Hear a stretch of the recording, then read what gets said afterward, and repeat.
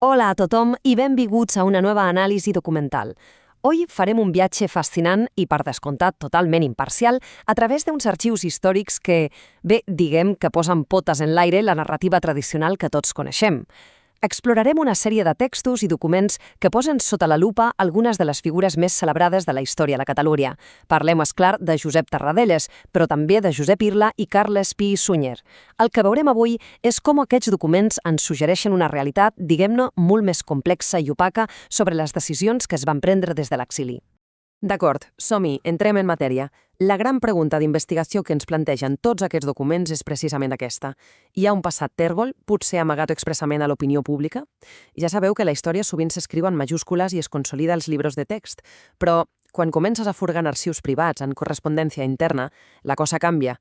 De sobte, s'obre una finestra enorme que ens mostra les tensions reals i les veritables motivacions dels qui tenien el lideratge en moments que eren, literalment, a vida o mort. Fixem-nos en Josep Tarradellas. Ell és, sens dubte, un símbol públic de valor incalculable per haver mantingut la presidència de la Generalitat a l'exili i haver tornat el 1977 amb aquell famós «Ja soc aquí». Però la documentació analitzada ens presenta una dualitat impressionant. Ens diu que darrere d'aquesta façana institucional hi havia unes maniobres polítiques que a la pràctica podrien haver afavorit clarament els interessos de l'unionisme espanyol. Els textos ens descriuen una personalitat molt curiosa, algú que era un gran manipulador del seu entorn, però que alhora mostrava una feblesa sorprenent davant dels grans poders centrals de l'Estat. I per entendre bé tot això, ens cal establir una cronologia, perquè segons la recerca no estem parlant d'un error puntual o d'un fet aïllat. No, parlem d'un patró de complicitat que s'allarga dècades. Fixeu-s'hi, comencem amb els fets d'octubre del 34, passem pel lliurament dels fons al 39, arribem a la dependència financera del 45 i acabem amb els pactes secrets de la transició al 1976. Cadascuna d'aquestes dates marca una decisió que, segons apunten les fonts, va anar diluint l'autogovern català a poc. Anem a pams i situem-nos al 6 d'octubre de 1944. Imagineu-vos el moment. El president Lluís Companys està a punt de proclamar l'estat català. Doncs bé, la documentació indica que Tarradellas s'hi va oposar frontalment. I no només això, sinó que les fonts assenyalen que es va arribar a entrevistar amb el capità general de Catalunya, Domènec Batet, posant sobre avís als militars per intentar frenar Companys. De fet, els textos interpreten aquest moviment com el primer gran acte on esdevé, d'alguna manera, una peça còmplice de l'estructura estatal. Llavors, el punt clau aquí és veure com s'arriba a una dependència política total, i els diners hi tenen molt a veure. Al febrer de 1939, pressionat, s'entrega la totalitat de la tresoreria de la Generalitat a Juan Negrín, cap del govern de la República Espanyola. El resultat, el govern català a l'exili queda en fallida absoluta. Més endavant, a la tardor de 1945, la República Espanyola a l'exili els promet un sou per restituir la Generalitat.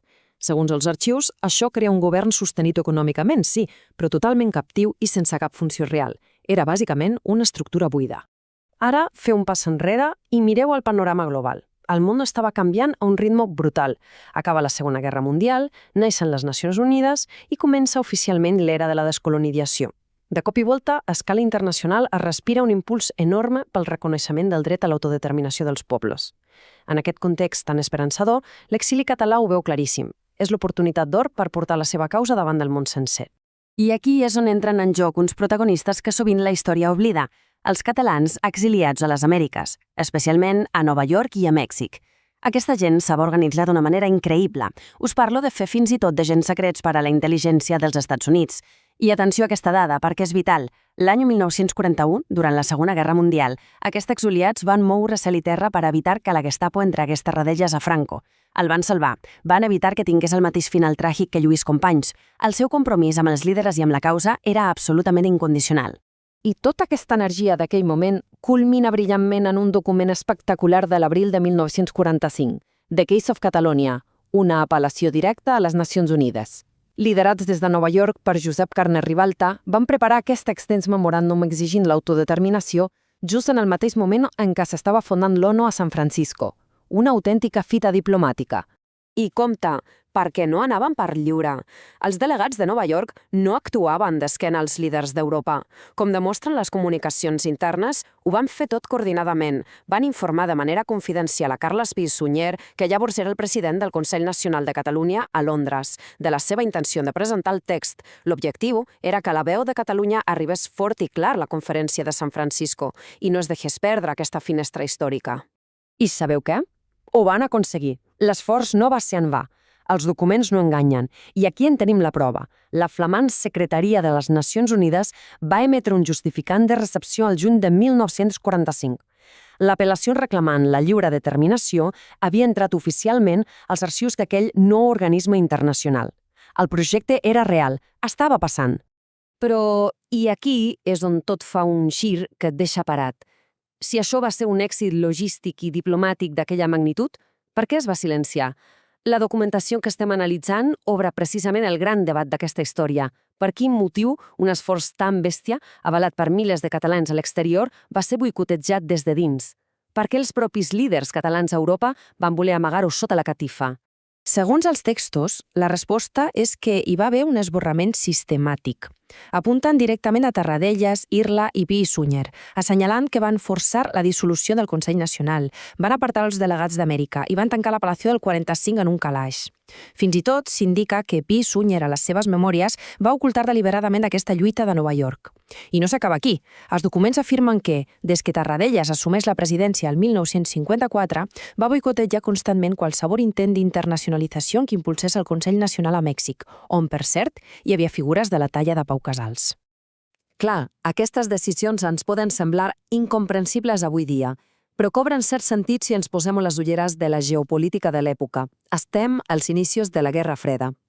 Segons les investigacions que porten aquests arxius, les grans potències occidentals preferien una transició a Espanya que fos tranquil·la, monàrquica i unionista. Volien estabilitat a la regió costés el que costés, i el dret a l'autodeterminació català senzillament no entrava en els seus plans. I tota aquesta sintonia estratègica arriba al seu màxim nivell l'any 1976. Atenció a això! La documentació detalla una reunió completament secreta aquell novembre entre Tarradellas i un emissari d'Adolfo Suárez. Segons s'explica, el preu del retorn passava per acatar el rei, acceptar la unitat indissoluble d'Espanya i, una cosa molt significativa, renunciar a qualsevol apropament o unitat nacional amb les Illes Balears i el País Valencià, un tall net. No podem perdre de vista la maquinària de l'estat espanyol del moment. L'estat, amb el pes enorme de l'exèrcit i les estructures heredades, mai cedeix el poder perquè sí. Mai. En el disseny d'aquella transició, la recerca suggereix que els poders centrals van saber identificar perfectament quins líders acceptarien les regles del joc.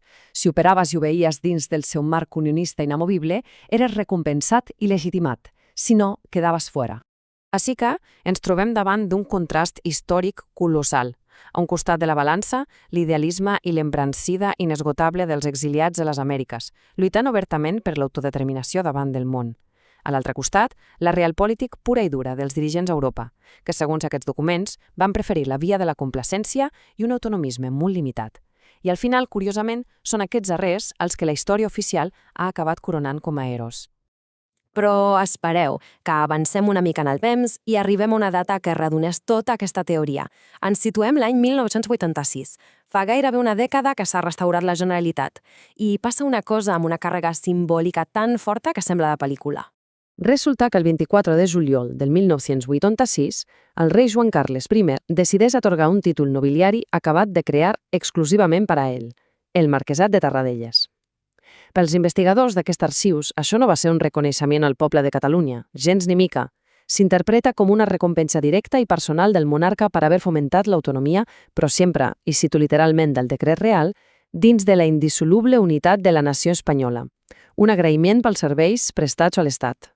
I bé, potser us penseu que tot això és cosa del passat llunyà, oi? Doncs fixeu-vos com la història rima.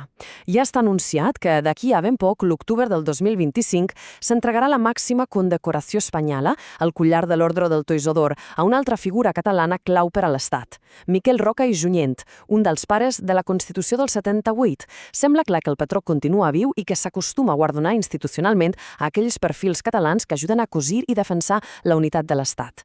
I després de veure tot això plegat, crec que la pregunta que tots ens ve al cap és aquesta. Per què no en parlem? Tota aquesta documentació ens sacseja una mica i ens convida a preguntar-nos com es construeixen realment els relats oficials, per què ens oblidem d'uns fets i en magnifiquem uns altres. Els documents existeixen, són allà. Només cal que tinguem la curiositat d'explorar-los per entendre quines forces reals han dissenyat el passat que donem per fet. Amb aquesta reflexió sobre els silencis i la veritat històrica, ho deixem aquí per avui. Ha estat un plaer compartir aquesta exploració amb tots vosaltres. Fins a la propera.